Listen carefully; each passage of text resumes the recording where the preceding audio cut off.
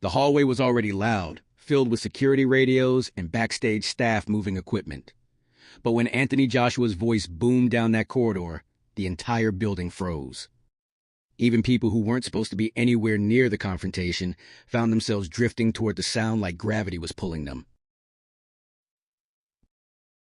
Jake Paul had just walked out of a room with that trademark cocky smirk, the smirk he uses every time he thinks he's one step ahead of the world. The smirk he uses when he cancels a fight and expects the internet to swallow whatever story he gives them. But this time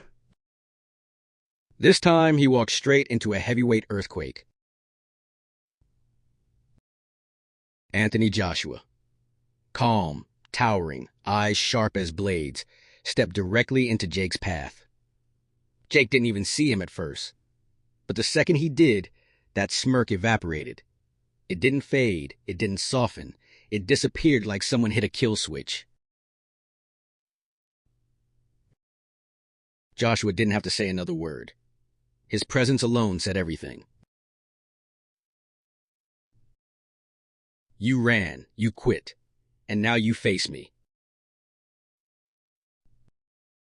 Jake hesitated. Then another step backward. Another. Someone whispered. He's scared. Someone else added. Jake Paul running, champ. Why is he running? A third voice, someone on Joshua's team, laughed. And the cameras were already rolling. Jake Paul versus Anthony Joshua. A fight nobody believed would ever happen, until contracts were drawn, dates were announced, and both fighters stood inside a real ring, staring each other down. A heavyweight, a YouTuber, a mismatch so outrageous the boxing world didn't know whether to laugh or panic. But people were excited. They wanted chaos, violence, fireworks. They wanted to see Joshua turn Jake into a physics experiment. And Jake played into it perfectly, at first. He hyped it, posted training clips, talked about legacy, history, proving everyone wrong. But deep down, the truth was already eating through him. Jake Paul was in over his head. Not metaphorically, literally. The size difference was barbaric. Joshua weighed what Jake Paul and a gym bag weighed combined. Jake's best punch wouldn't have moved Joshua's chin an inch. Joshua's jab alone could fold Jake like a lawn chair. Jake thought he could sell this fight like he sells his other fights, with loud talk, dramatic editing, and more trash talk than substance. But Joshua wasn't Woodley, wasn't Askren, wasn't Nate Diaz, wasn't a retired MMA star with stiff hips. Joshua was a two-time world champion. A real one. A giant. Ability. Jake was about to walk into an industrial meat grinder. And the closer fight night came, the faster his confidence dissolved. Then came the footage, the sparring clip that changed everything. Someone on Jake's team described it best. Everything changed when he watched that video. Something shut off in his head. It was like his soul packed its bags. A minion. The clip showed Joshua inside a gym. No music, no filters, no edits, just raw heavyweight destruction. He flattened two sparring partners in a single round. Flattened, not dropped, folded. Jake replayed the punch that ended the second sparring partner at least 10 times. Slow motion, normal speed, zoomed in, zoomed out. His hands shook, his breathing changed, his eyes went blank. He wasn't looking at analytics or strategy anymore. He was looking at his future, him, on the ground. Eyes rolled back, lights out, career over. Jake Paul is a businessman before he is a fighter. And business told him this fight was suicide. That's when the excuses began forming in his mind. Maybe the timing is wrong. Maybe we should renegotiate weight. Maybe I need more recovery time. Maybe this fight doesn't make business sense. He told his team, I don't know if this is the right move long term. That's Jake Paul language for I'm finished. Ben. 20 minutes later, the fight was canceled. 20 minutes. His fastest cancellation ever. Joshua didn't take it like a businessman. He took it like a fighter. He cut weight. He signed conditions. He prepared properly. He respected the sport. Jake treated it like a YouTube collaboration. No. Joshua isn't an influencer. He isn't chasing clicks. He isn't playing a character. He is a fighter built on discipline, structure, and honor. So when Jake pulled out with no injury, no medical issue, no contractual crisis, JC Abdag's plan new structure. Joshua snapped. Not violently, not recklessly, but deeply. He felt used, played, disrespected. Jake Paul didn't cancel a fight. He violated a principle. So when Joshua saw Jake in that hallway, he wasn't there to swing. He wasn't there to posture. Danger. He was there to deliver truth. Krisha Greener. Jake backed up instantly. No jokes, no bravado, no trash talk. Pegrino.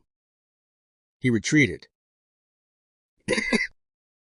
Joshua walked forward, slow, calm, deliberate, a heavyweight stalking a runaway storyline. End of chapter 2. Where you going since your fight? Since you lost? What's up, Jake? Jake looked like a man searching for an exit or divine intervention. Someone on Jake's team said, he didn't say a single word, not one, his throat locked. Joshua wasn't yelling. He didn't need to. Ever. He spoke like a disappointed father lecturing a child who knew he messed up. He made it clear Jake wasn't running from a fight. He was running from truth. Jake tried to walk around Joshua. Security stepped forward. Joshua took one step closer. Jake took one step back. Phones were recording everything.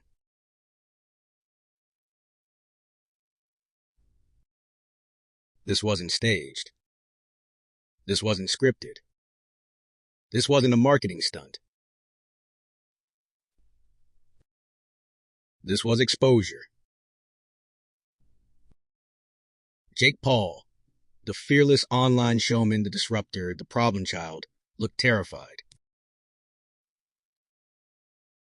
Joshua didn't punch him, didn't shove him, didn't touch him. He attacked something deeper. The 52R. Jake Paul's myth. Jake Paul's persona. Jake Paul's entire identity. And Jake had no defense. People instantly began connecting the dots. Tank Davis? Canceled. Tommy Fury rematch?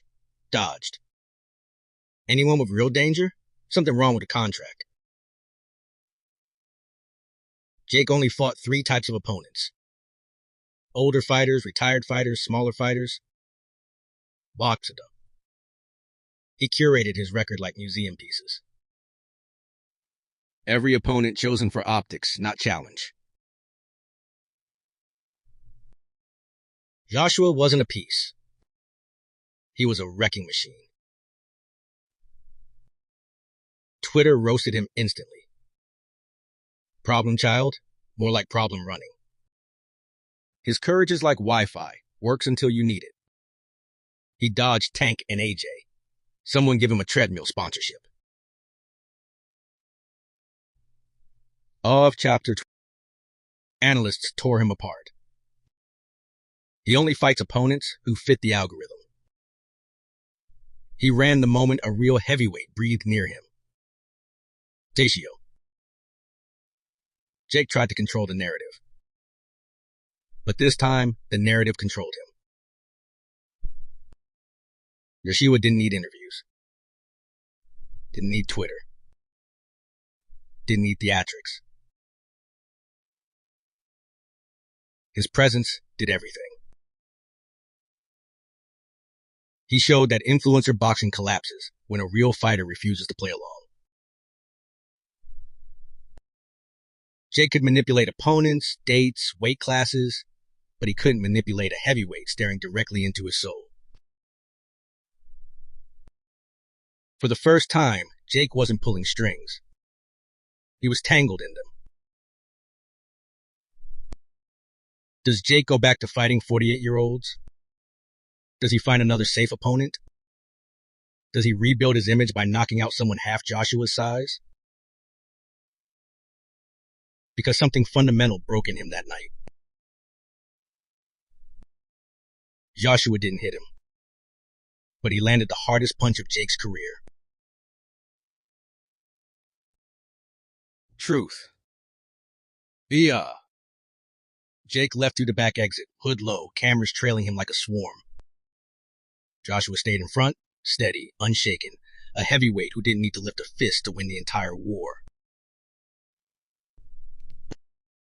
The world saw it clearly.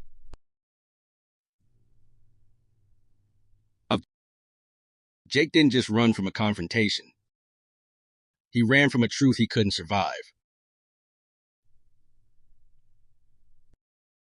Jake Paul built a career on bravado, curated opponents, and controlled narratives. Anthony Joshua dismantled all of it without throwing a punch. Jake wanted to be a boxer. Joshua reminded him what a boxer truly is. And in that moment, face to face with a heavyweight who wasn't playing games, Jake Paul did the only thing he had left. He ran. Via less,